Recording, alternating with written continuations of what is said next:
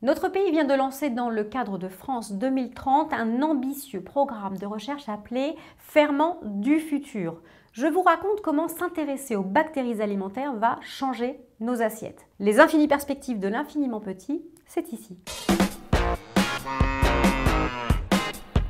Du fromage, du vin, du pain, du yaourt, de la bière et du saucisson. Ce n'est pas ma liste de courses, c'est un programme de recherche pointu qui ouvre les portes de l'alimentation et de la santé de demain. Ces aliments ont un point commun, leur élaboration nécessite des ferments, des bactéries, des levures qui leur donnent goût, acidité, texture et durée de conservation. Des ferments, il y en a une infinie variété, c'est une biodiversité qu'on commence à peine à connaître et à comprendre et qui offre des perspectives fascinantes. La France a décidé de lancer un programme de recherche publique de 50 millions d'euros sur 10 ans. Les entreprises du secteur agroalimentaire mettront autant d'argent de leur côté sur la même période. Qu'est-ce qu'on peut faire avec des millions d'euros et des millions de bactéries?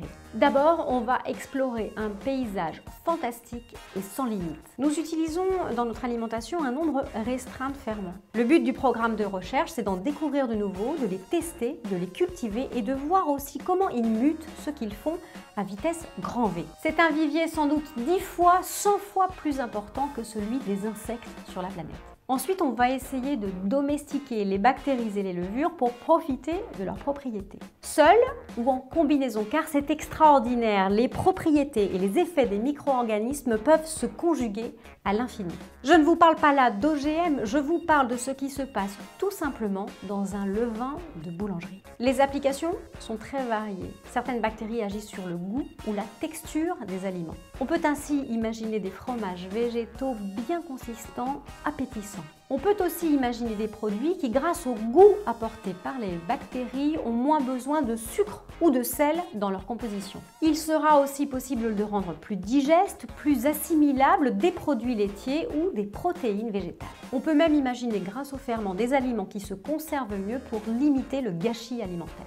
Une façon simple, naturelle d'envisager la transition alimentaire sans viande de laboratoire, sans rupture culturelle majeure, puisqu'il s'agit surtout d'améliorer nos produits historiques. Et puis, il y a un autre aspect, celui de la santé. Les micro-organismes interagissent entre eux, ils interagissent aussi avec notre microbiote, notre paysage bactérien personnel qui est aussi unique qu'un ADN. On pourrait ainsi, grâce à des aliments sur mesure avec des ferments adaptés, prévenir des maladies, des intolérances ou améliorer le métabolisme. On est juste au début. On va donc, grâce à cet ambitieux programme de recherche, faire pousser des bactéries, séquencer leur génome, comprendre comment elles fonctionnent et ça peut aller très vite. On va maintenant accumuler de la connaissance. Grâce à ces ferments, on va vraiment pouvoir faire mieux pour notre alimentation.